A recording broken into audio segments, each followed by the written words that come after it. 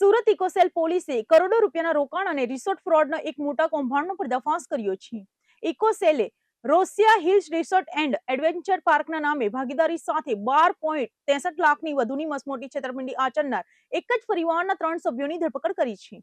સુરતમાં લલચામણી સ્કીમો અને મોટા પ્રોજેક્ટોની આડમાં નિર્દોષ રોકાણકારો તેમજ ભાગીદારો સાથે કરોડો રૂપિયાની છેતરપિંડી આચરતા વ્હાઇટ કોલર ગુનેગારો સામે સુરત ઇકોસેલ પોલીસે લાલ આંખ કરી છે. ઇકોસેલની ટીમે ટેકનિકલ સોર્સિસ અને ઊંડી તપાસના આધારે 12.63 કરોડ રૂપિયાના ચકચારી રિસોર્ટ કૌભાંડમાં સંડોવાયેલા એક જ પરિવારના 3 સાતીર આરોપીઓને દબોચી લીધા છે. ઇકોસેલના સકંજામાં આવેલા આ આરોપીઓમાં ખુશમનભાઈ રેવાશંકરભાઈ પટેલ, તેમના પત્ની પુનિતાબેન ખુશમનભાઈ પટેલ અને તેમના પુત્ર સ્મિત ખુશમનભાઈ પટેલનો સમાવેશ થાય છે. પકડાયેલા આ ત્રણેય આરોપીઓ એક જ પરિવારના સભ્યો છે અને તેમણે પિતા, પુત્ર અને પત્નીએ સાથે મળીને આ આખા કરોડો રૂપિયાના છેતરપિંડીના નેટવર્કનું પ્લાનિંગ કર્યું હોવાનું પોલીસ તપાસમાં બહાર આવ્યું છે. આ હાઈ પ્રોફાઇલ છેતરપિંડીની મોડસ ઓપરેન્ડી પર નજર કરીએ તો આરોપીઓએ મહારાષ્ટ્રના લક્કરકોટ ખાતે આવેલી જમીન પર રોસિયા હિલ રિસોર્ટ અને જલસા બાર એન્ડ રેસ્ટોરન્ટ પ્રોજેક્ટ શરૂ કરવાનું આયોજન કર્યું હતું. આ ભવ્ય પ્રોજેક્ટ બનાવીને તેમણે ફરિયાદી તેમજ અન્ય ભાગીદારો પાસેથી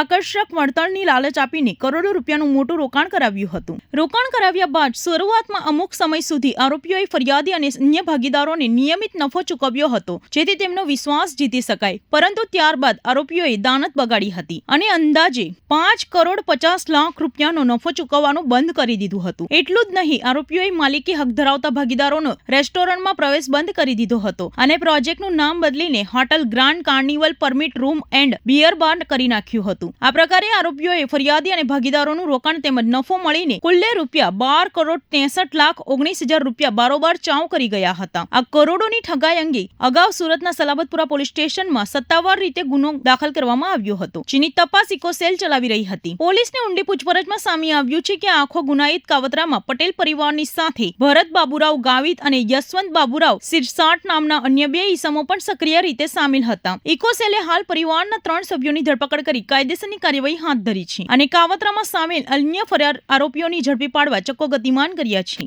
છેતરપિંડી શું છે, ફરિયાદ કઈ રીતની કાર્યવાહી?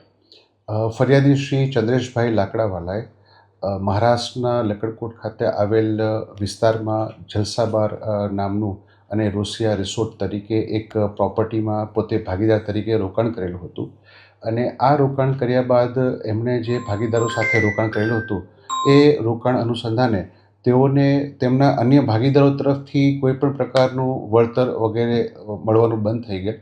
આ અનુસંધાને તેઓએ એમના ભાગીદારો સાથે વાતચીત કરી અને જે કંઈ પોતાના રોકાણ મુજબનું વળતર હોય, પ્રોફિટ હોય એ આપવા માટે તેઓએ જણાવેલ, પરંતુ તેમના અન્ય ભાગીદારોએ આ પ્રકારે કોઈપણ પ્રકારનો એમને રિસ્પોન્સ નહીં આપેલો અને કોઈપણ પ્રકારનું નફામાં તેમને વળતર નહીં આપતા તેઓએ અત્રે ઇકોસેલમાં ફરિયાદ કરેલી હતી. જે અનુસંધાને સરબતપુરા ખાતે ગુનો નોંધી આરોપી વિરુદ્ધ તપાસ કરતા આરોપીઓ ખુશમન પટેલ અને અન્ય તેમના પરિવારના 2 સભ્યોને અમે ધરપકડ કરેલી છે. તેમના પત્ની પણ ધરપકડ કરવામાં આવેલ છે અને આગળની કાર્યવાહી ચાલુ છે. કઈ રીતની લાલચ આપવામાં આવતી ઊંચા? તેમને વળતરની લાલચ આપવામાં આવેલી હતી કે અમારું આ જે બાર છે તે ત્યાં ખૂબ સારી રીતે હાલ ચાલી રહ્યો છે અને તમે એમાં જો રોકાણ કરશો તો ભવિષ્યમાં તમને ખૂબ સારું વળતર મળશે. આ રીતની લાલચ આપી અને તેઓને ત્યાં ભાગીદાર બનાવવામાં આવેલા હતા. પરંતુ જ્યારે વળતર માટેની વાત ફરિયાદી દ્વારા જ્યારે કરવામાં આવી તો આરોપીઓએ તેઓને કોઈપણ પ્રકારનું વળતર આપેલ નહીં અને તેઓએ જે પોતે રોકાણ કરેલું હતું એ રોકાણની રકમ પણ પરત નહીં આપેલ, જેથી ફરિયાદીએ આ બાબતે ગુનો દાખલ કરાવ્યો. કેટલી રકમની છે? કુલ રકમ 12 કરોડ જેવી થાય છે. તેમનું રોકાણ અને વળતર સાથેની કુલ રકમ 12 કરોડ જેવી થાય છે.